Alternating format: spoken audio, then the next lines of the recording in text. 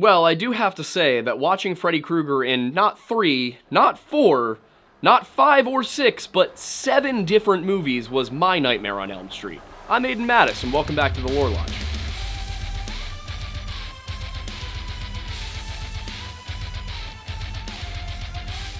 In the year 1984, the world was introduced to its newest horror movie villain, a really creepy guy who kind of looks like how when you pick up a slice of pizza and the cheese starts to slide off, make that his entire face and give him knife hands. It's kind of like if you made Edward Scissorhands at Madame Tussauds and then melted it, and that's what you get with Freddy Krueger. And possibly the most terrifying part of this villain is that he's from Ohio. And part of the reason that Freddy Krueger was such a frightening addition to the 80s horror zeitgeist was that if you look at the other ones we've had, the Michael Myers, the Jason Voorhees, these sorts of characters leading up to this moment, they're not really... They're sentient, they are alive, they are making decisions, but they lack some of the charisma and conniving that this Freddy Krueger character represents. Now, in many respects, this first installment in the series did follow many of the tropes that were becoming common to the 80s horror scene. It was a film about rebelling against your parents, and teenage sexuality, and things like that. All those things that we kind of got a little bit more sensitive about in the 90s. One thing that you will not see in movies after probably 1995 is weirdly sexually charged scenes involving 15-year-olds. Not saying they don't crop up at all, but they seem to get a lot less common after a certain point. I don't know precisely when the cultural shift happened. I wasn't around for it, but I do know that growing up, this is not the kind of thing that I would have expected to see going to a theater. But buried amongst some of those cliches that you see with a lot of horror movies from this period is a really interesting character, albeit one that, as the title of this video suggests, doesn't quite make sense in the full canon, but that's largely due to Hollywood studios wanting more and more movies, and writers saying, please God, I have no more ideas, take this from me, end my suffering. And I'd wager that some of that suffering led to certain bad habits forming amongst Hollywood writers. And if you're starting to form bad habits, or maybe looking to kick a bad habit, well, we'd like to introduce you to our partner on this video, Fume. Not everything in a bad habit is wrong, so rather than going for a drastic, uncomfortable change in your routine, why not just remove the bad from your habit? Fume is an innovative, award-winning device that does just that. Instead of electronics, Fume is completely natural, and instead of vapor, it uses flavored air. And instead of harmful chemicals, Fume uses all-natural, delicious flavors. It's pretty simple. Instead of bad, Fume is good. It's a habit you're free to enjoy, and it makes replacing your bad habits easy. Your Fume comes with an adjustable airflow dial down here that makes for great fidgeting. You can kind of take the thing apart, play with it, throw it at your friends, do whatever you want, really. Basically, it gives your fingers stuff to do while de-stressing, which is even more helpful in breaking habits. You know, stopping is something that people put off because it's really hard, but with Fume, it becomes easy, enjoyable, and even fun. Fume has served over 150,000 customers, and they have thousands of success stories, and there is no reason that one of them can't be yours. Join Fume in accelerating humanity's breakup from bad habits by picking up the Journey Pack today. Head to tryfume.com/lorelodge or scan the QR code on your screen right now and use code LORELODGE. Right now, they're having an amazing 20% off sale site-wide until December 1st. And after that, you can still use our code to get 10% off your order. Additionally, Fume launched their Solano model on November 6th. You can upgrade your Journey Pack to the Solano to enjoy the premium walnut barrel and onyx black-coated mouthpiece that has a smoother finish and still get the discount. Once again, if you'd like to try Fume, head to tryfume.com/lorelodge, and that is tryfum.com/lorelodge, and you can use our code, which is also conveniently LoreLodge, to get a discount on your order. Now, if only Fume had been around in 1984, maybe Freddy Krueger could have stopped his bad habit of murdering teenagers.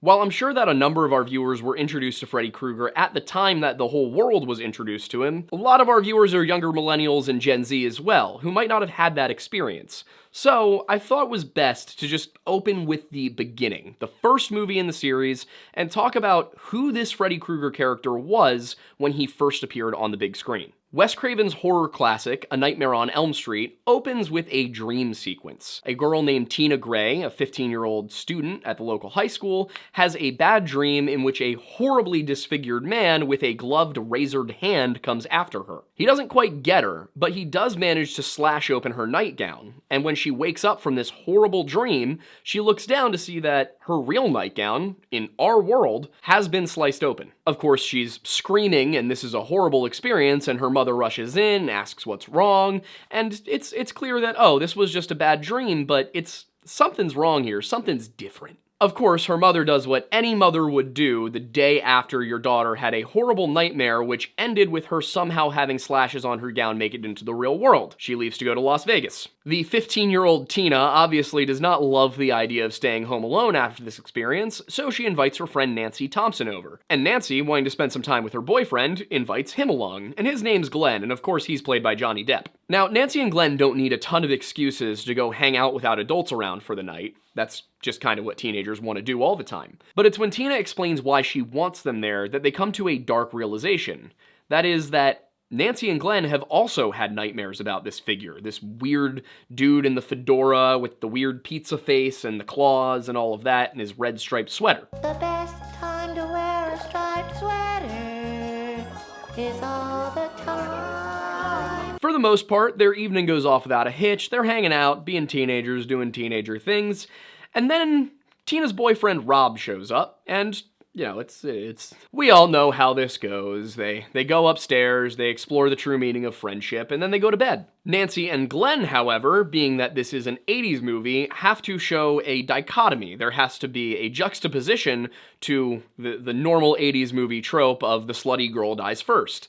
And that's that Nancy and Glenn decide to sleep in different rooms, or more appropriately, Nancy decides they're sleeping in different rooms, and Glenn says something along the lines of, "God, I hate mortals." Once everyone is secure in their beds, or in Glenn's case, the couch, and sleeping soundly, Tina no longer is sleeping soundly. She begins to dream once again, and in this dream, the man in the hat with the striped sweater and the claws is chasing her. In this instance, he actually does catch her, and as he toys with her in the dream world, her body begins to flail around and levitate in our real world, which obviously wakes up Rod, who is not having a good time at this point. And as he watches, terrified as some unseen force plays with his girlfriend's body, a fatal wound appears on her. It is clear that something has sliced deeply into her abdomen. It doesn't take long for everybody in the house to start freaking out, at which point the police are called, but when they arrive, Rob is obviously the prime suspect. He was the only one there when it happened, there's really no other possible way that she could have been killed, and he does the rational thing, which is run away from the cops. By a brief stint in hiding, I mean he hides like in the bushes near the house and tries to explain himself to Nancy, but he gets arrested. Rob tries to explain to the police and anybody that will listen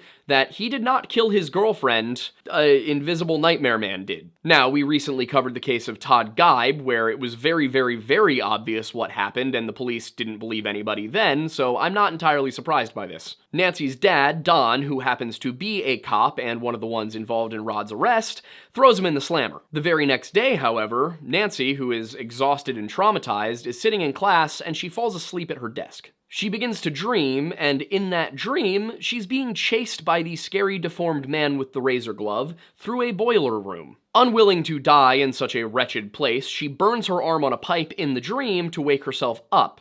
However, when she gets back into real life, she looks down at her arm and oh, guess what? There's a burn there.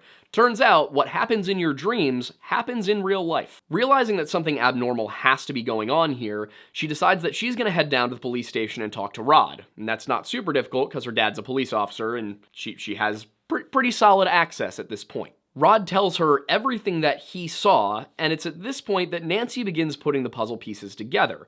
The man in the dreams, the way that Tina died, what Rob experienced, and the burn on her arm are all hinting at something. There's also one other aspect that I hadn't mentioned yet in the video, which is the rhyme that they've been hearing these children sing in their dreams. And it goes like this. 1, 2, Freddy's coming for you. 3, 4, better lock your door. 5, 6, grab a crucifix. 7, 8, gonna stay up late. 9, 10, never sleep again. I don't know what it is, but it seems like everybody thinks that Little girls in frilly dresses singing rhymes or speaking in unison is just the most frightening thing ever, and I will admit it is deeply unsettling, but it's weird that that showed up so often in the 70s and 80s. What this does imply off the bat is that whatever Freddy is, he is demonic in some form or another, hence the crucifix. And obviously, it seems like he operates within the domain of dreams. Nancy's trying to work all of this stuff out, but at the same time, she's extraordinarily sleep deprived because she's been having nightmares every time she closes her eyes. So, as she's sitting in the bathtub that night, just piecing everything together, she starts to drift off. As she does so, a gloved hand with razor blades extending from the fingers emerges from the water between her legs and reaches up towards her chest. Yes, this is a 15-year-old character played by a 20-year-old woman, and no, I don't know how that was greenlit. Just in the nick of time, however, before the razor blade hand does whatever nefarious thing it was about to do that probably shouldn't be shown on screen, Nancy's mother calls for her, which wakes her up, and the hand just zoop back under the water. She and her mother have a brief conversation in which she is offered warm milk, and Nancy goes, "Warm milk? Personally, I don't hate the concept of warm milk when you're having trouble sleeping. It's kind of nice. It's like hot chocolate without the chocolate." It's ultimately unnecessary, though, because Nancy does not have any trouble falling asleep and nods off just moments later, only to slip into the water and begin to drown in her dream, which of course translates to her drowning in real life, and as she flails and fights, she finally does wake up and pull herself out of the water just in time for her mother to pick the lock on the bathroom door and burst in. It's kind of at this point that it clicks for her that she's most in danger, possibly only in danger, while she sleeps. So, in order to mitigate this, she invites her boyfriend over. Of course, they're 15-year-olds. She can't just have Glenn walk in the front door and say, "Hi, Mrs. Thompson, I'd like to sleep with your daughter." So, he climbs up the trellis outside and in through her window, and then lays down on her bed, at which point she kind of gives him a, and he gets up and goes and sits on the chair, because Nancy is, actually behaving the way a 15-year-old should. It's really not about Nancy behaving the way a 15-year-old should, but rather the 80s movie trope of teen sexuality is terrifying and will kill you. I'm not going to get too deep into the statistics, but this approach did not work, and actually the rates of activity for teenagers are lower now than they were in the 80s when they were putting out movies telling you, if you touch a boy, you will die. Might have been a better approach, guys. One that didn't involve simulating adult activities with teenage characters on screen. Like, what? I know precisely why all of these things were greenlit. It has to do with a white powdery substance, but that's not the point. Anyway, back to the story. The plan to simply have Glenn watch Nancy while she sleeps fails because not long after Nancy falls asleep, Glenn also falls asleep. And then, when Nancy inevitably slips into a nightmare, Glenn's not there to wake her up. And that's a problem because she really has no way of waking herself up. In this version of the dream, she actually is with Rod, and she sees that this man, who she has not yet identified but we know is Freddy Krueger, is about to murder her friend, and then he turns her attention to her. And she absolutely would get got if not for the fact that her alarm clock ends up going off. Upon waking up and realizing that she is not in fact dead and is okay and has collected herself and all of that, she decides that the next best thing to do is berate Glenn because he was supposed to be protecting her and instead he decided to take a snooze, which to be honest, I think Nancy is in the right on this one. And there's not a ton of time to dwell on that anyway, because Nancy has a bad feeling that something bad is going to happen to Rod. So they rush over to the police station and beg to be allowed to see him. And of course, the police are like, it's nighttime, and one of the officers even says, the reason I took the night shift was so I didn't have to deal with this kind of thing. But Nancy ends up seeing her dad and begs her dad to let them go see Rod. He eventually relents, they go downstairs, and they're just seconds too late, because just before they arrive, Rod's sheets decided to come alive like little sneaky snakes and wrap themselves around his neck and then pull him up the wall. Now, of course, we as the audience looking at this are like, yes, this is clearly paranormal, and the police are like, well, this is clearly suicide. To be fair, at this point, as far as the police know, someone stabbed Tina, Rod was the only one there, and then Rod dies by hanging, which really does seem like somebody killing their girlfriend and then not being able to cope with the fact that they did it and ending their own life. Like, I can't blame the police on this one so far. Soon after this unfortunate event at Rod's funeral, Nancy tries to explain to her parents what she thinks is going on, what she's been seeing, describing this man with the hat and the red striped sweater and the gloved hand with the razors on it and the weird deformed face. And as she's explaining everything, there's a very clear look of recognition on her parents' faces. Now, they're divorced, so it's not like they all go back home and drive together, but there's a brief exchange between Don and Nancy's mother, Marge, where Marge says that she's going to go take Nancy to get some help, and what this help is a sleep specialist. Nancy is reluctant to undergo the sleep study for, I think, obvious reasons, but as she's under, she starts to have another nightmare. Once again, she does survive this ordeal, and this time she manages to pull something out with her, and in this case, it's actually Freddy's hat. Inside that hat is a little label that reads Fred Krueger, so this has given her a name, and with this name, she now goes to her parents, and she wants to know who Fred Krueger is. At first, her mother really doesn't want to tell her, but eventually does relent, and explains that Fred Krueger is a man who, back years ago, was actually a child murderer, and on a technicality, he was let off the hook and did not go to prison, so a posse of the parents from mostly Elm Street decided to track him down, and they end up burning him alive. Nancy's mother, who was there for this, who watched it happen, knows all of it, well, she's very insistent that Freddy Krueger is dead. He's not coming back. This is just some sort of weird traumatic memory. Nancy, on the other hand, believes that Fred somehow became something of a vengeful spirit who is getting revenge on the posse that killed him by killing their children. Now, Marge does not want to believe that any of this could possibly be happening, and she thinks that her daughter is just having something of a psychotic break as a result of all of these traumatic events. She has just lost two of her closest friends, and now she's just trying to cope somehow. She's inventing something in her head, searching for clues, so that she can somehow rationalize what is in reality just a horrific tragedy. In order to prevent Nancy from doing anything stupid, she decides that she's going to barricade the house and lock all the doors, even from the inside, with a key that only she has. Nancy is rather undeterred because she needs to warn Glenn about what's going on, because if the monster has come after Tina, and has come after Rod, and has come after her, Glenn is gotta be on the list, and he also lives on Elm Street, right across from Nancy. However, Glenn's parents will not allow her to speak to Glenn because the word is kinda out that she's going through some sort of episode, and they don't want their son affected by it. Everything that has gone wrong for their son, so far as they're concerned, has been because of Nancy. Still, Nancy stays by the phone in case Glenn tries to contact her, and the phone does ring, and she picks it up. And what she hears is the sound of metal scraping across pipe or a chalkboard maybe. Either way, she hangs up the phone and actually yanks the cord out of the wall, wraps it all up and throws it onto the bed. She goes to leave the room, only for the phone to ring again.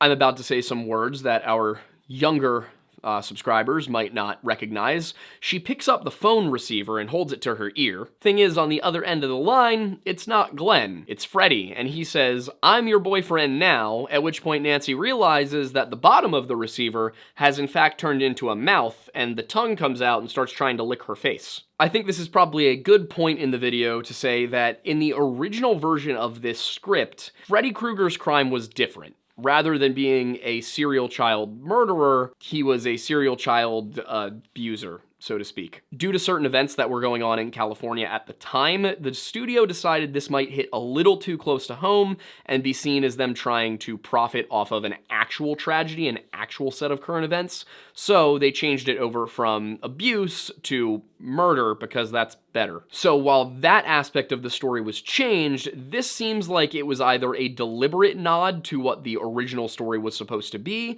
or maybe something that just slipped through the cracks during rewrites. Either way, it's very clear that Freddy has some perverse motives as well, not just his sociopathic murder spree, but other kind of darker things that he wants out of this. After this ordeal with the phone, however, Nancy goes downstairs because she wants to run across the street and warn Glenn. Obviously, the phone call thing didn't work, but if she shows up knocking at the door, they can't really turn her away. Now, can they? Problem is, the doors have all been locked from the inside, and Marge has hidden the key. She actually doesn't even seem to know where it is. She's also blasted on vodka laying on the couch. Meanwhile, Glenn, back at home, has fallen asleep watching TV on his bed, which is impressive considering the TV is one of those old tube TVs and looks very heavy and it's like sitting on him, but that's not the point of the story. Anyway, as he's falling asleep, laying there, the Star Spangled Banner is playing in the background for some reason that I've yet to figure out if it has actual symbolism. It may or may not. Who knows? It was the 80s. Anyway, a clawed hand comes up from under him and just pulls him into the mattress. Just sucks him right down into it, which opens a little weird portal, it appears. And then seconds later, Freddy does a really metal version of those geysers at Yellowstone. Glenn's mother, hearing the commotion, walks in and opens the door and then starts screaming, as one would. Obviously, she calls the police, and who shows up but Nancy's dad. As the police are trying to determine what actually happened here, Nancy gets her mom upstairs and puts her to bed, finds the key, gets out of the house, and runs across the street to tell her dad that something is wrong. She can't totally explain, but she tells her dad that in 20 minutes he needs to break into her house. She then runs across the street, goes back into the house, closes the door, and sets her plan into motion. She sets an alarm for 20 minutes, and she puts herself to sleep. She encounters Freddy, she manages to hold on long enough for the alarm to wake her up, and in doing so, actually pulls him into the real world with her. After a brief struggle, she manages to light him on fire in the basement, run upstairs, lock the basement door, and that's about the time that her dad manages to get over there. By the time her dad gets inside, however, Freddy has made it out of the basement. In fact, he has gone upstairs, and he is on fire on top of Marge, just trying to smother her, basically, trying to take her out of this world. He has abandoned his "I'm coming for your kids" way of doing things and gone for the source. Nancy's dad does manage to put the fire out, but Freddy and Marge both disappear into the mattress. At this point, Nancy thinks she probably has everything figured out, and she asks her dad to leave the room and says it's okay. Freddy reappears, and at this point Nancy just explains to him that she's not afraid of him. This has all been a dream, and she is taking away every bit of energy that she gave him. As she does this, Freddy seems to panic a little bit, and then he goes to lunge for her only to completely just evaporate. As it appears, she was right. Freddy is only given power by fear, and if you cease to fear him, he can't really do anything to you. And in reality, this was the planned end of the movie. This was where A Nightmare on Elm Street was supposed to stop. When Wes Craven wrote the script, that was it. Freddy is fueled by your fear, he is attacking these people who killed him by killing their children, and that's it. That's the end of the story. But this is a Hollywood film, which means that the studio wanted there to be options for sequels, and they had also seen that, well, Friday the 13th was a much more poorly thought out movie and was doing great on the sequel front, so give it a shot. The result was that in this version of the ending of the film, Nancy opens the bedroom door and immediately steps out into a foggy morning. Her mother is alive and standing right next to her, she's dressed for school, and her friends have just driven up to pick her up to go to school. Nancy's clearly a little bit confused, but relieved that her nightmare is over. She gets in the car, and then suddenly, out of nowhere, the convertible's roof unfolds and sets itself right back on top of the car. Then the windows roll themselves up, and then the car speeds down the street as Marge is grabbed by Freddy's hand through the window of the front door and pulled in through it. So this definitely keeps the whole thing open for a sequel, but it also presented some issues in writing that sequel. And in the course of making 5 more movies within just this original set of Nightmare on Elm Street films, they did not necessarily do a great job of keeping that continuity consistent as they tried to build the story out further and further. But what's great for you, dear viewer, is that I watched all the movies, so you didn't have to, and picked out all of the consistent plot points. I also learned from our Friday the 13th series where I realized that you don't really need to summarize every single movie, and it's probably better to not. And one of the biggest questions I had as I was watching the series was, where did Freddy come from? What is this? Because the way I was going into this video, like I do with many of our videos that cover horror movie topics, is, alright, well, here's the movie monster. What does it appear to be based off of? What is the closest actual folklore creature, fae, whatever you're looking at, the closest monster? What is it? This series does not explain Freddy's origins well at all for a number of reasons, the least of which is that Wes Craven did not plan on writing a full film series, much as with the Friday the 13th series that was only ever supposed to be the first movie. But Wes Craven had a bit of an issue crop up. He didn't want to write the second movie. Instead, it went to another writer, and part 2 is not very well connected to the first one. It explains nothing about Nancy, it explains nothing about Freddy's origins, and it kind of puts Freddy into a completely different situation. If it were going to be the only sequel to the movie, it might work, but that's not the case. So I had to go through and watch all of them, which got me the following story. Freddy's life was a nightmare from the start. He was born to a nurse named Amanda Krueger, who was also a nun, and this was at Hathaway House, which was an insane asylum back in the 1940s. That same building, Hathaway House, would eventually become Weston Hills Psychiatric Hospital, and that is where a lot of the events that happen later in the series take place. But the reason this is important is because at the time, in 1941, it was run by the church. So Amanda Krueger was not just a nurse, she was also a nun. And the way that this asylum worked was over the holidays, they would just lock all of the violently insane inmates into one tower together and just hope that went well, I guess. One major problem with this is that Amanda Krueger was locked into that exact same tower over Christmas in 1941, where she was attacked for a long time, because they actually didn't even realize she was in there and the inmates managed to hide her, but she was assaulted over and over again and eventually became pregnant with one of their children. This child became known as the Child of 100 Maniacs. She gave the infant Freddy Krueger up for adoption, and the man who took him in was named Edward Underwood, who, by the way, was played by Alice Cooper. Now, this is not a happy adoption story. Edward Underwood was a drunk and an abusive father who, it is implied, also... I forgot to mention, yeah, he's a pimp. It's implied that he may have also offered Freddy to some of his clients. Likely due to all of the horrific circumstances of his life, Freddy developed a touch of antisocial personality disorder, and as a child, he enjoyed all the normal serial killer things like torturing small animals and, just generally being a menace to other children. Once he was old enough, into his teenage years, he decided to kill his adopted father, which, honestly, I can't blame him on that one. That's valid. And by adulthood, he had fully developed sociopathic tendencies and the very violent kind. It may be important to mention right now that not everybody who has antisocial personality disorder becomes a violent person.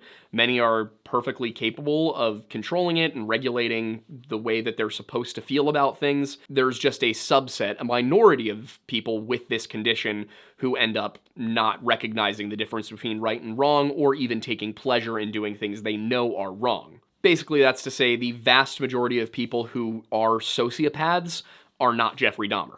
But despite all of his trauma and the mental issues he was struggling with, Freddy was able to mask his condition very well, and he got a job at the local power plant working in the boiler room, married a woman named Loretta, and even had a daughter named Catherine. Of course, this family man lifestyle was all an act. Freddy Krueger was kidnapping local children, taking them to that secluded boiler room where basically nobody else would find him or them, and unfortunately doing exactly what he did to all of those small animals, just now he was doing it to human children. But, like most serial killers, he was incapable of just making the kill and then hiding the body. He had to keep a trophy room, so he did just that.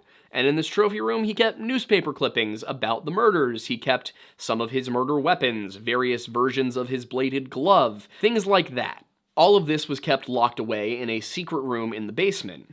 And one day, his wife, Loretta, stumbled into that secret room. And Loretta decided that she wasn't going to hide this. She wasn't going to pretend she had never seen it. She was simply going to tell Freddy that she had seen it, and she promised not to tell anybody. She was hoping that he would let her live if she just promised to keep the secret. And as Freddy and Loretta talked this over, Catherine walked downstairs into the basement, and she herself found everything.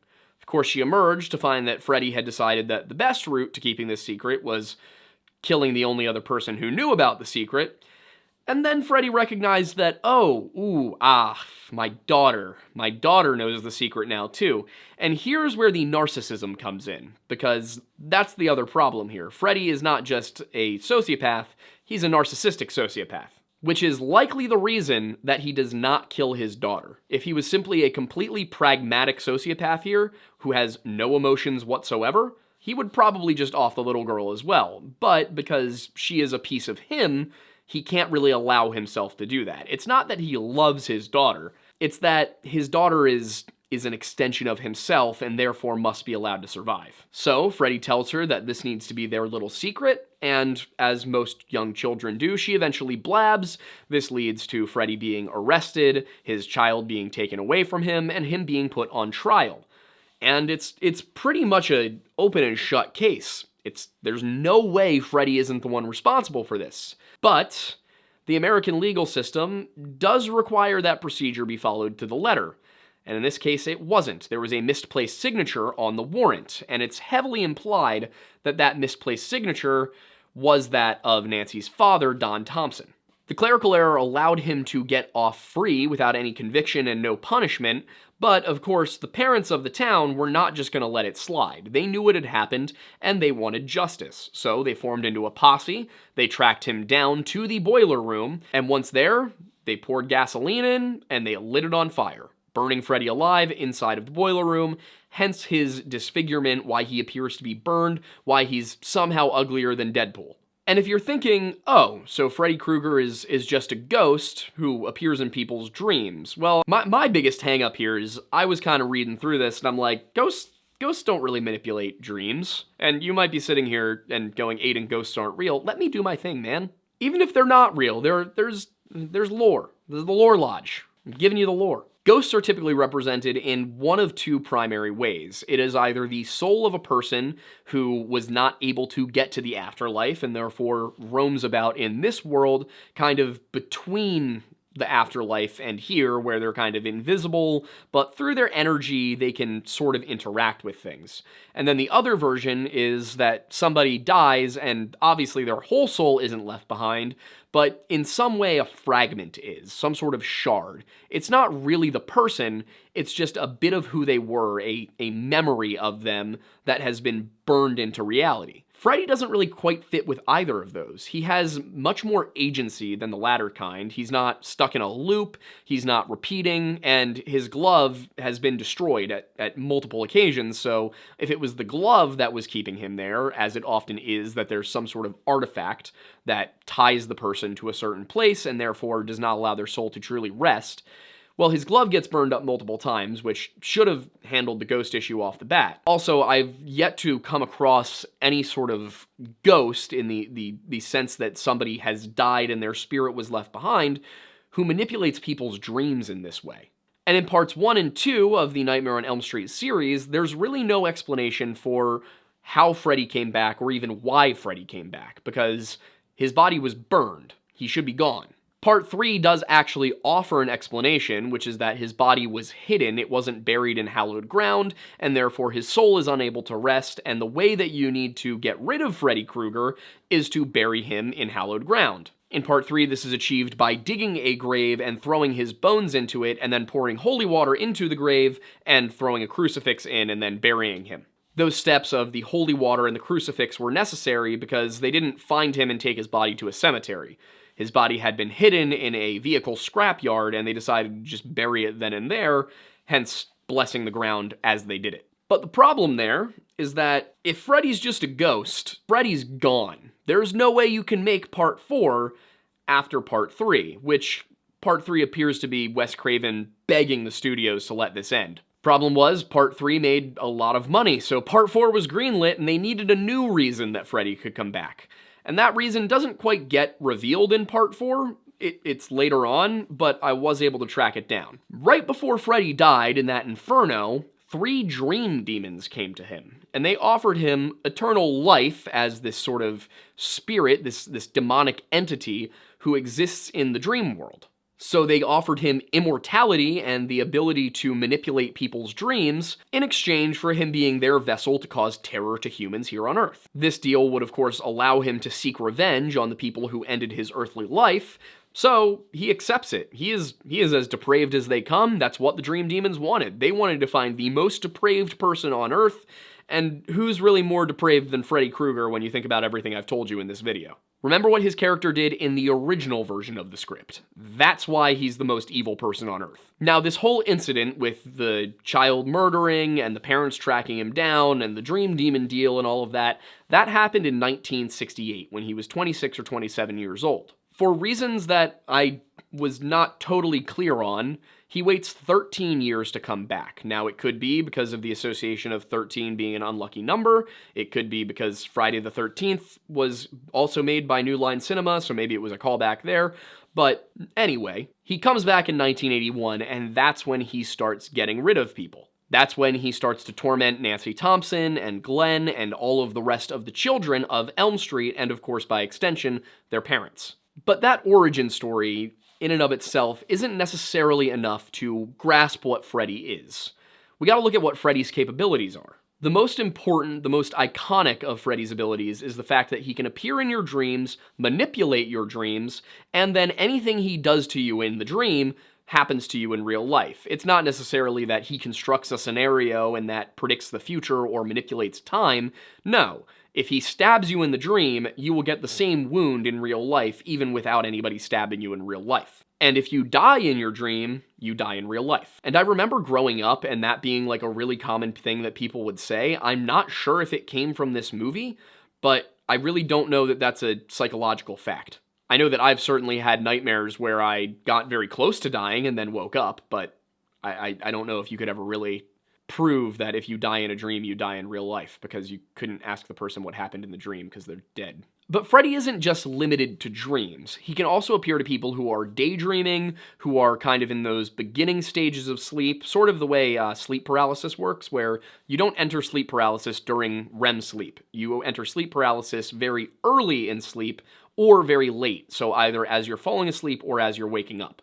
In Freddy's case, if you're at any stage of sleep, he can appear to you, but he seems to be most powerful during the REM stages, when he has complete control over your environment. And just in case it's not familiar to anybody, REM, R-E-M, rapid eye movement, that is the deepest stage of sleep. It is stage 4 of sleep, and it is where you dream. And when Freddy is in this dream realm, he's basically impervious to any damage. You cannot kill Freddy Krueger in the dream world.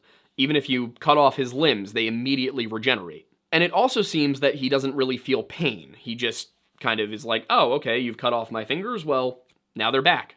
So the only time that Freddy's actually vulnerable is when he gets pulled into the real world, when he crosses over into the physical reality. When Freddy is in the physical world, he cannot manipulate reality. He's simply a guy with razor hands who doesn't feel pain. I should also mention that it is revealed kind of at several points, not in concrete terms, but it's hinted at that he can appear to people who are drunk or otherwise inebriated. And while it seems that he can't necessarily be killed in our reality, he can be banished. You can get rid of him for a period of time. And the most effective way to do this is by setting him on fire. If you set him on fire, he seems to die for a while.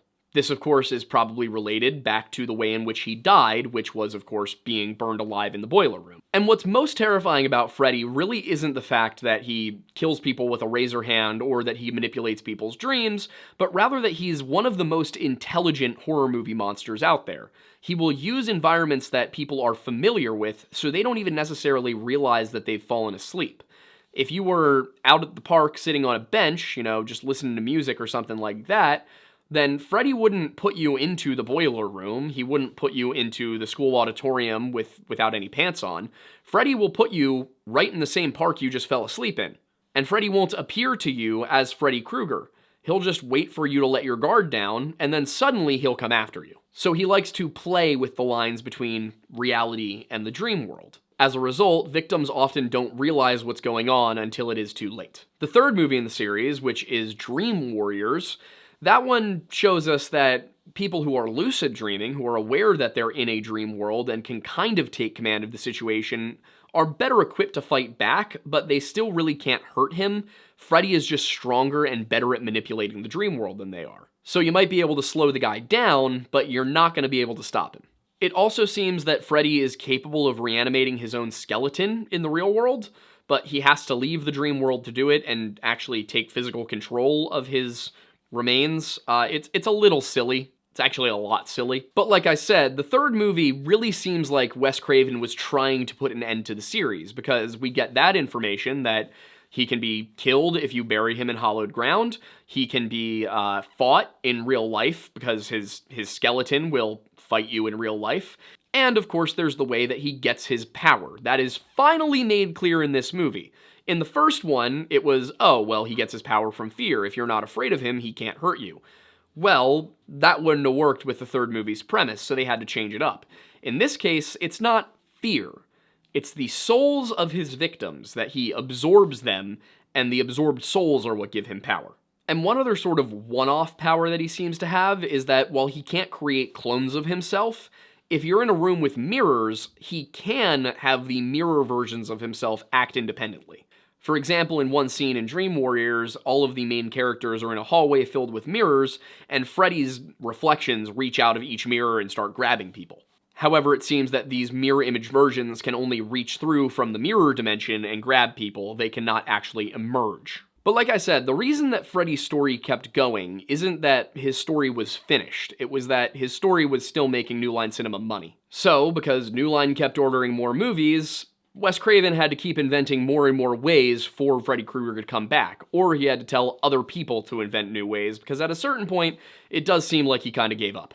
And that's not to say that he gave up on the character. He seems to have decided that he was going to stop taking the series quite as seriously and have more fun with it, which is how we get Wes Craven's New Nightmare, and we get Freddy vs. Jason, and we get the 2010 remake. And I'm actually going to cover Freddy vs. Jason because it's the last, canon entry in that original series of movies, and it gives us some answers. So I want to look at that. But first, we kind of need to talk about the issue of how Freddy keeps coming back. Part 1, it appears that Freddy's not dead at the end, and Nancy gets driven off, and Nancy's mom dies. But Part 2 has Freddy return for seemingly inexplicable reasons. It's basically not explained. It's just suggested that he was never gone in the first place. Additionally, Part 2 is related to Part 1, but feels like it is a second movie set in the same universe, more than a direct sequel. At the end of the movie, Freddy is banished by being burned alive once again, and this is the one time in the series that Freddy just straight up possesses somebody. The reason it's the one time is that Wes Craven said, no, I'm okay, I don't need to come back for a second movie, and then the guys that did the second movie decided that Freddy should have to have a vessel to come back, and that vessel was going to be a kid named Jesse who had moved into Nancy Thompson's old house, and so Freddy possesses Jesse and then uses Jesse as his manner to exact further revenge on everybody else, because all the children from Elm Street aren't dead yet. Part 2 is also kind of the subject of a weird controversy regarding whether or not the homoerotic subtext was intentional or not, because there's a lot of homoerotic subtext, and the star of the film, the guy who played Jesse, is gay, but he wasn't out at the time, so there's been a lot of controversy about it. Anyway, Freddy is banished at the end of the movie by Jesse's girlfriend setting Jesse, who's the host for Freddy, on fire. But of course, we get the same kind of thing where, yeah, the movie's over, but it's a horror movie in the 80s, which means that at the end of the movie, it is implied that Freddy Krueger is still very much alive when he takes an entire bus full of students, including Jesse, out into the desert. This school bus full of children is apparently never seen again, and then in Part 3, which is, I think, a year after the events of Part 2, it's just not mentioned at all. Just this entire episode is completely ignored, and I wonder if this was Wes Craven's way of saying, I'm not gonna retcon. I'm not gonna just say that the old movie is not canon. I'm just not gonna acknowledge it at all, and hopefully people will forget. So Part 3 makes literally no mention of Part 2. There is not a single tieback between Part 3 and Part 2. Part 3 is a direct sequel to Part 1.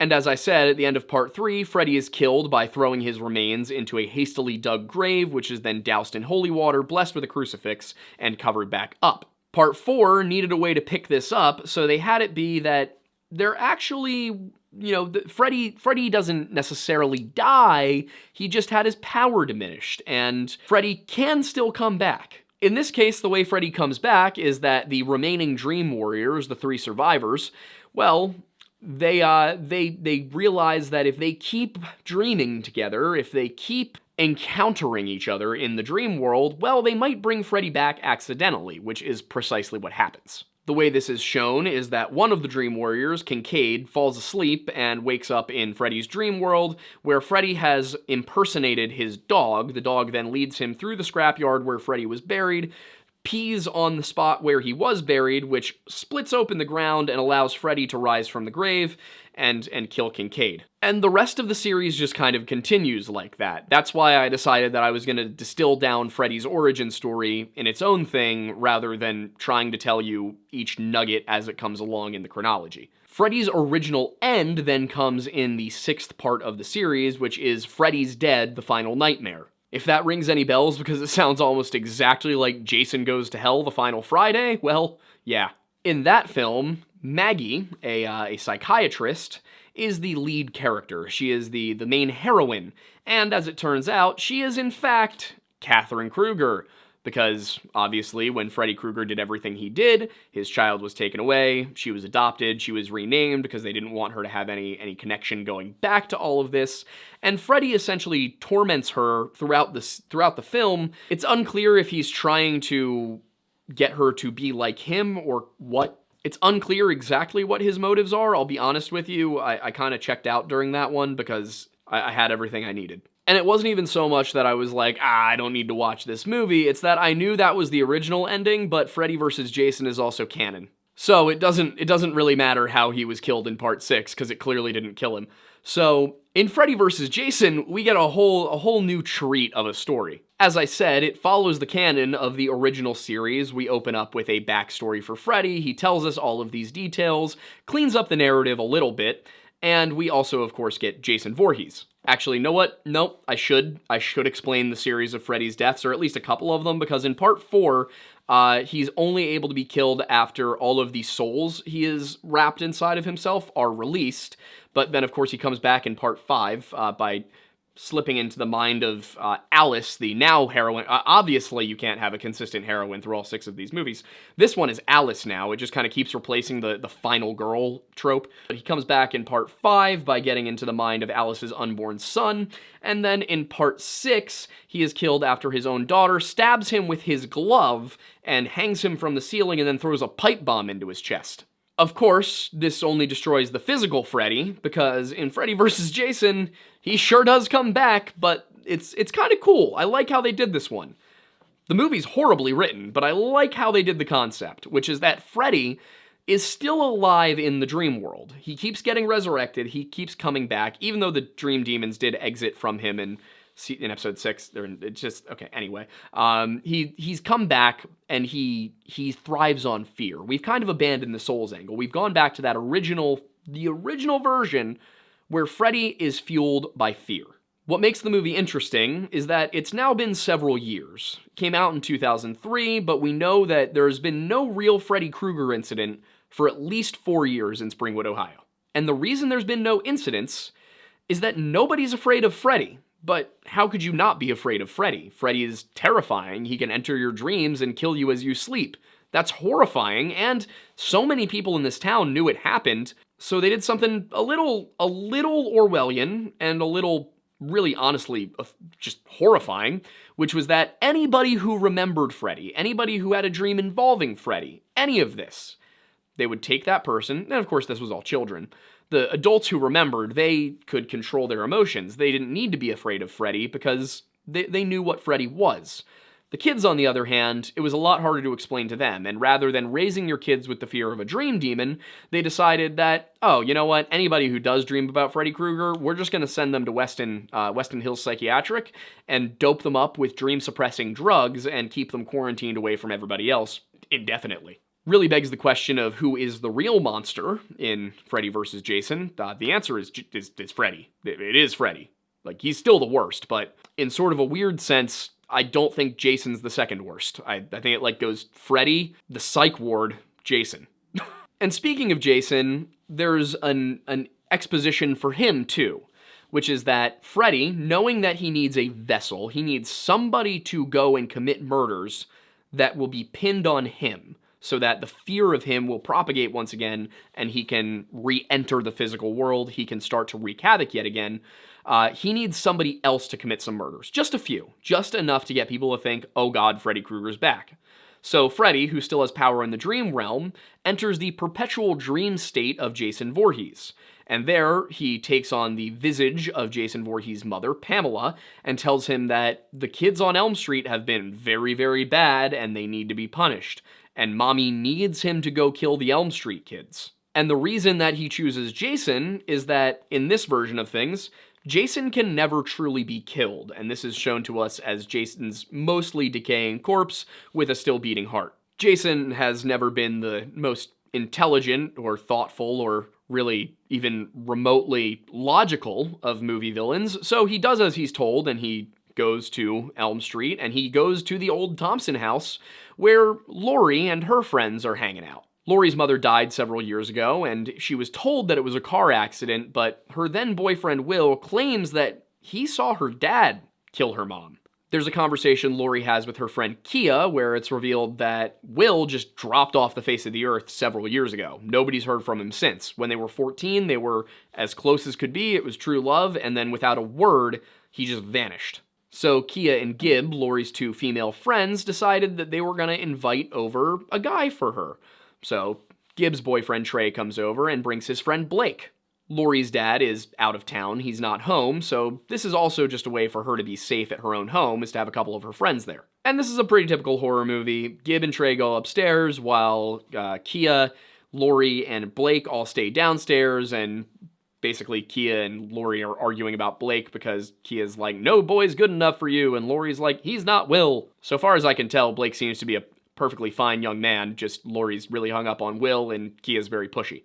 In order for them to argue about this whole thing, Laurie asks Blake if he can go get them some beers from the fridge. He goes into the kitchen, he realizes that the door is open, so he closes it and then walks back to Laurie and Kia.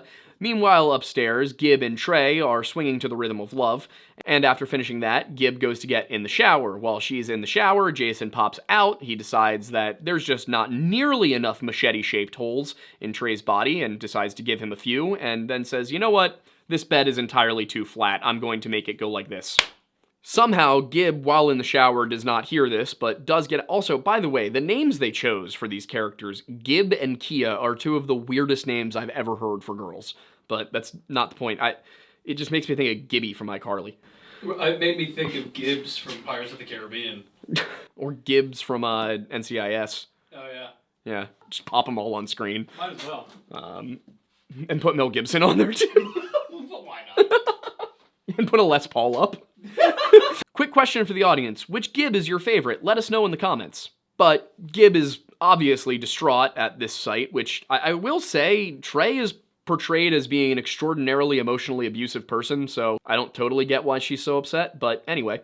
The cops are called, and they don't suspect Gib because, I mean, there's no way she could have done that. While escorting the kids out of the house and making sure that, you know, they can do the crime scene investigation and all that, one of the cops is overheard saying, this looks a lot like Freddy Krueger. This looks a lot like all of that. And the kids, of course, don't know who Freddy Krueger is because the adults in town have done a really good job of censoring anything that had to do with him, knowing that fear would bring him back. But the name Freddy Krueger has been spoken, and the kids have heard it, which means Freddy can pop into their dreams now. The police do ask about the kids' dreams, but of course they have no frame of reference. All they have is, well, I heard the name Fred Krueger, and I was asked about my dreams.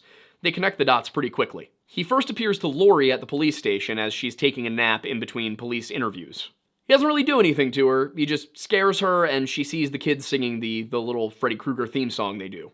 After that, he appears to Blake, standing in the middle of the road, and he extends a very long, ghostly arm, stabs Blake through the chest, only for it to do nothing. And at this point, I have to wonder if the writers of the movies ever took a single acting class, because it's some of the most on-the-nose dialogue I've seen in my entire life. I'm not kidding, the hand retracts, and Blake literally goes, "I'm all right. He must not be powerful enough to hurt me." And then, I'm not even kidding, Freddy says something along the lines of, "I'm not strong enough to get you now, but I will be." After this, Blake wakes up and he's sitting on his front porch where the scene had started because, of course, Freddy always uses these times where you're not sure if it's reality or not. So he wakes up on the porch and he turns around and his dad's right there.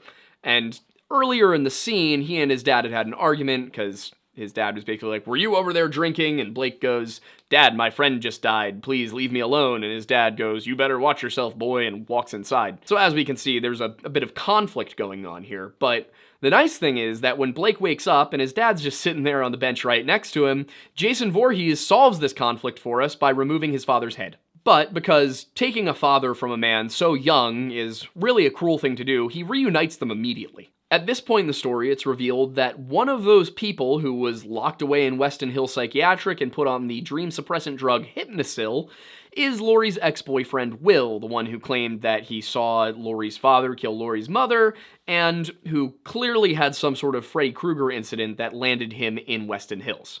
Will sees the news on TV that a murder occurred in Laurie's house, and wanting to protect her, he decides that he and his friend Mark are going to break out of Weston Hill Psychiatric. Meanwhile, the police have pinned all of the murders on Blake, saying that he killed his dad and his best friend and then offed himself. Now, the police know that this is not actually what happened, they're just trying to contain Freddy's influence, because if they can make it so that Freddy had nothing to do with this, nobody will be afraid of Freddy, and Freddy can't come back. Problem with that is that Mark's older brother also had a Freddy event, and Mark knew about the Freddy event from his older brother.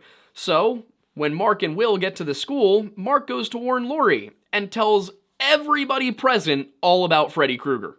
The sheer overwhelming nature of all of this, especially the fact that her boyfriend is back after disappearing for several years, causes Laurie to faint.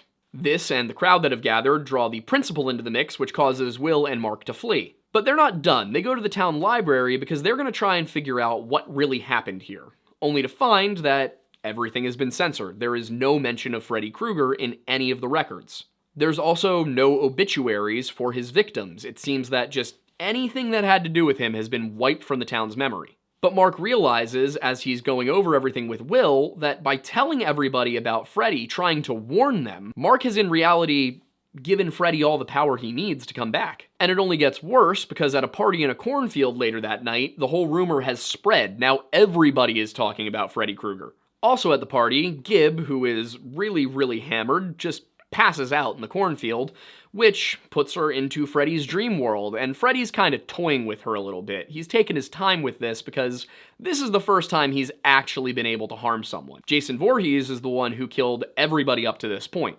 But then something happens that Freddy's not expecting. Jason finds Gib first, in the real world, and Jason puts an end to her. Freddy does not like this. Freddy likes it even less when Jason, who is now surrounded by people at a cornfield party, just goes to town on all of them and hacks them to pieces at every given opportunity. The guy probably took out like half the graduating class in one night. But Freddy's really not happy that Jason's stealing his thunder, especially since a new cop in town has started to advise that this looks a lot like the Jason Voorhees Crystal Lake killings, and maybe we have a copycat on our hands.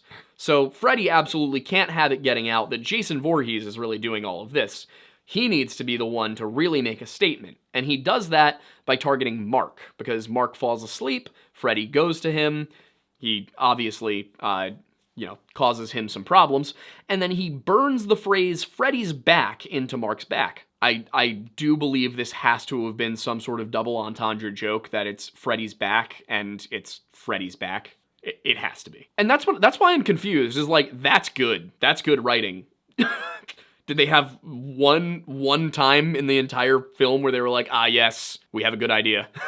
And this is kind of the nail in the coffin for the new cop, whose name I honestly didn't bother to learn because he shows up for like a total of 4 minutes of screen time. This basically seals the deal that the police aren't going to listen to him because it clearly says Freddy's back. Never mind that the other killings really weren't characteristic of Freddy Krueger and looked a lot more like Jason Voorhees, but this one says Freddy's back, so he must be back. At this point, they start to seem a lot like actual police departments because they have absolutely no ability to think outside the box. If you think we're being too hard on the cops, go watch our Todd Guide video. I'm not kidding when I say that the police in this movie are still more competent than the Michigan State Police. The officer's name is Scott Stubbs. Officer Stubbs goes and he recruits Laurie and her friends to try and take on Jason and also Freddy, but he seems more concerned with the Jason angle. But the kids are really on the dot here. They decide they're going to go after Freddy first. And in order to take on Freddy, they're going to need Hypnosil, because they're going to need more time. And that's a solid plan, because it's not that Freddy attacks you as you sleep. Freddy attacks you as you dream. So if you can't dream, Freddy can't hurt you. This way, they can actually keep moving and stay alive long enough to formulate a real plan to take out Freddy. Of course, as they're formulating this plan, Laurie falls sort of into a half-sleep state. Freddy appears to her, and while trying to survive her encounter, she rips off his ear and brings it back into the real world with her as she wakes up. This is how they realize that they can pull Freddy into the real world. The best place to get Hypnosil is obviously going to be the place where Hypnosil is used, Weston Hills Psychiatric Hospital. So they go there with their new recruits, Charlie and Bill. Bill is a stoner and cannot resist token up in the hospital, which, of course, if you're drunk or high, Freddy can also come after you then, because anytime you're in a state of mild psychosis, he can come to you, and that is what you're in when you are inebriated, is you are, according to the movies, in an apparent state of mild psychosis. I mean, you're definitely in an altered state of mind. Yeah, they definitely played fast and loose with the rules a little bit. But anyway, he lights up a little bit of the devil's lettuce, which makes him susceptible to Freddy Krueger's tomfoolery. And that tomfoolery is foolish indeed, because Freddy turns himself into a giant hell caterpillar and slips himself down Bill's throat. Horrible CGI, and also just horrifying. Not in like a, oh my god, I'm terrified way, but like a body horror kind of way. But once he has used his caterpillar form to possess Bill, he has Bill pour all of the Hypnosil pills down the drain so that nobody can take the Hypnosil. Jason then emerges from the shadows and, in a shocking turn of events, electrocutes Officer Stubbs. This causes Laurie, Will, Charlie, and Kia to run away, at which point they pass Bill in the hallway, and Bill is standing there holding 2 syringes full of tranquilizer behind his back, which I mean, it's obviously Freddy at this point. Like, it's not even Bill doing this. Bill Freddy waits for Jason to walk closer to him, takes the 2 syringes out from behind his back, and jabs them into his neck, and then depresses the plungers. This does nothing at all to Jason, and Jason very quickly separates Bill's upper half from his lower half.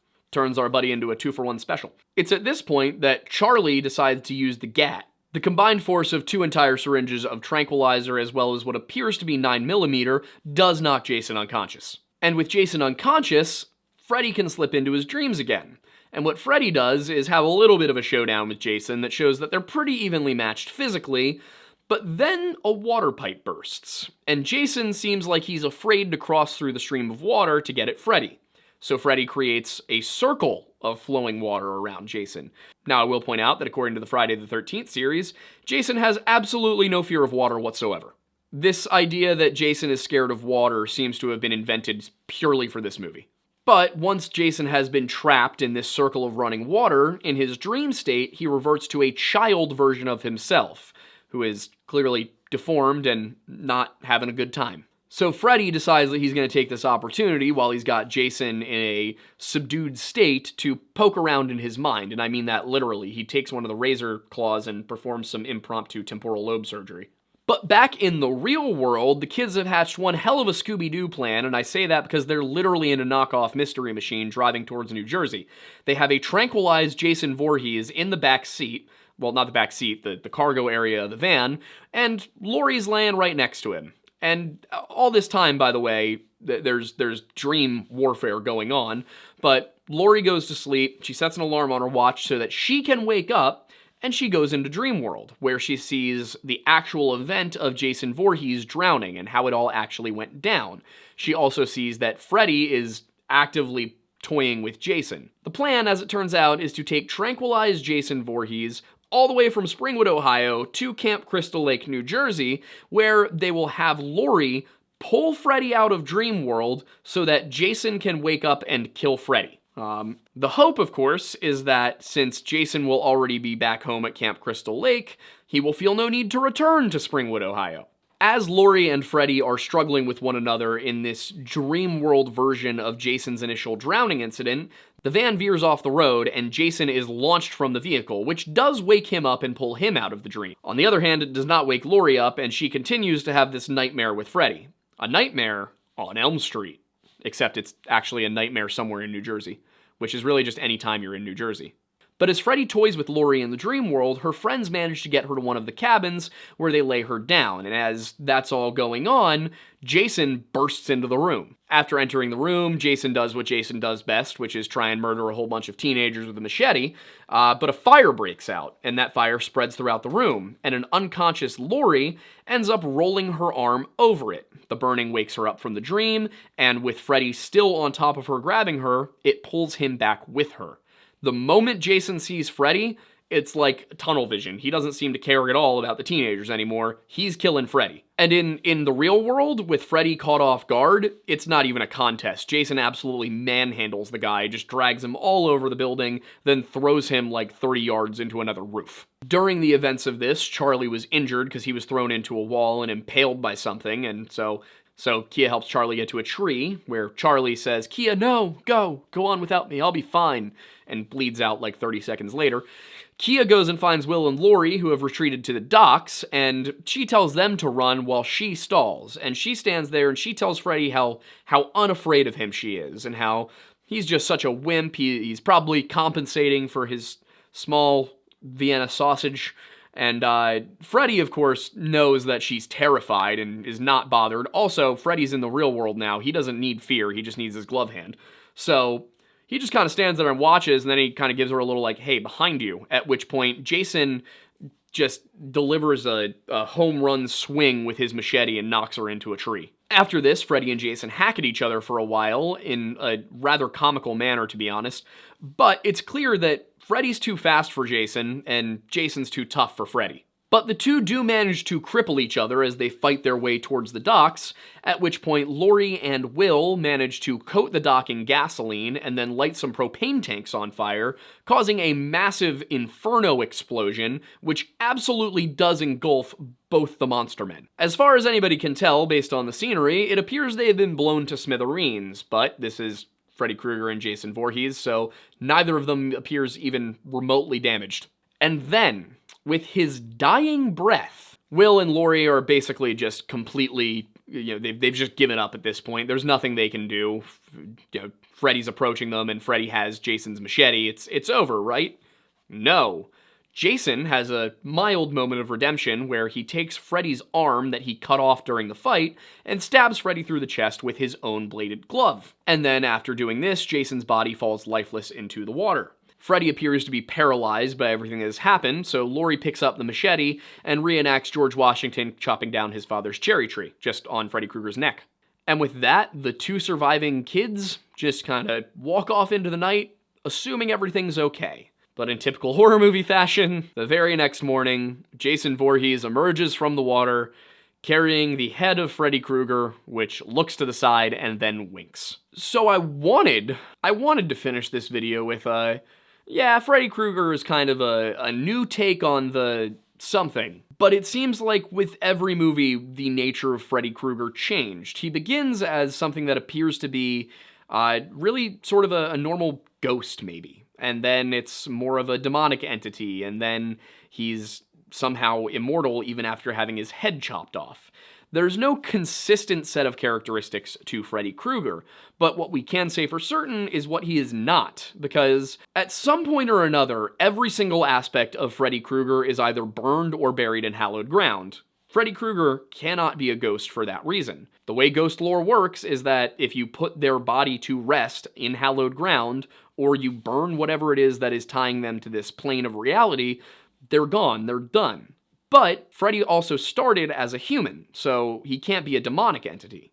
He can't be what we would recognize today as a demon in the classical Christian sense. And it's clear from the rhyme involving a crucifix that was somehow always supposed to be what we were looking at. We're working within the Christian framework. So because we're working within the Christian framework, he can't be a demon in the Christian sense, because he started out life as a human. Demons are something else entirely. They do not come from human souls that were twisted. Rather, they're sort of another one of those divine beings like angels. So I also considered just the very title of the movie, A Nightmare on Elm Street. Is Freddy a nightmare? And you might be saying, well, Aiden, a nightmare's a bad dream. Yes, but the etymology is key. Nightmare actually comes from a sort of demonic spirit in Germanic culture, which is, of course, a creature, a being who sits on your chest as you sleep and causes you to have night terrors. This is along the same lines as the succubus, the incubus, all of those general things. You would recognize them as stories of the hag or sleep paralysis demons. It's what inspired the story of the rake. And we talked about sleep paralysis demons and the rake extensively in a video we put out earlier in 2023. You can go check that out if you want to. But the gist here is that Freddy doesn't quite fit that either, because he appears in the real world.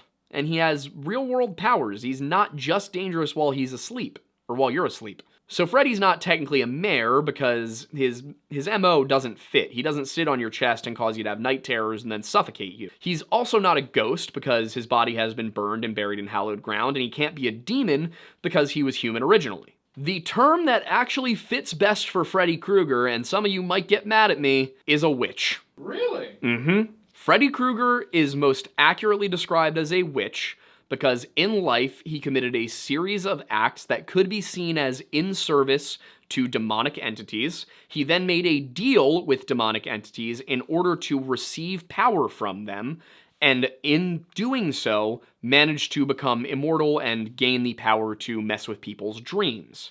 Now, witch is a very broad term. We've talked about it a couple times this year already. It can refer to basically anybody who works with religion outside of the bounds of Christianity. Of course, witchcraft goes back prior to Christianity, so what was it before then? It was somebody who worked with divine beings, whether you want to call them gods or demons, or really Abrahamic and call them Elohim. No matter what you want to look at it and call it, it was a person who was using their interactions with the spirit world to gain power for themselves. In this case, it would be that Freddy, the moment before his death, offered up his soul to these dream demon entities that we know are part of the canon, and therefore gained the power to be immortal. So the closest thing I can get to for Freddy Krueger, as weird as it is that he's a witch. But if you disagree with me, please let me know in the comments. I'm interested to hear what you guys would pin him as, or if you think I missed some sort of clue in here or had something wrong, let me know. Again, I watched all of these movies in the space of several days and had to cover all of it, so I would not be shocked if I missed something. I tried to do my best, but I am not perfect. So please, if I missed something or you think there's something I should have considered, let me know. And if you want to support what we're doing here at the Lore Lodge, you can subscribe to us on Patreon for just $1 a month, or you can join our YouTube channel as a member for $5 a month. You can also check out our podcast, which is live at 7 p.m. Sunday nights. That's Eastern Time. You can also join our Discord. That is the best place to get updates on what we're doing, when live shows will be, when new videos are released, all of that. And you can access that via bit.ly/jointhelodge. I would also like to ask that if you liked this video, please hit the like button. It would mean a lot to us, and it would mean a lot more to YouTube, who relies way too much on the like button to decide whose videos get shown. And if you feel like you want to support us, but you want to get something physical out of it, you can shop our merch store, which is thelorelodge.shop. You can also get our coffee, which I personally designed through Tableau Roasting Company. The link is in the description for that as well. We also have several other channels that are getting content at the pace we can give them content, which are the History Hut, the Lore Lounge, the Weird Bible, and my personal channel, Aiden Mattis. Now, I have a great announcement. The Weird Bible's coming back, finally. After a long hiatus, we will be releasing the first new episode in February. We're shooting them in January. And just because I forgot to mention it and Aiden reminded me, you can listen to the podcast on any podcast platform the Tuesday after it releases on YouTube. It goes out at like 4 in the morning. And are we doing those as video podcasts yet? Yeah. We are, yeah, and you can even watch them on those podcast platforms. So feel free to check those out. And without further ado, there's an Eagles-Chiefs game to watch. I'm Aiden Mattis, and thanks for stopping by the Lore Lodge.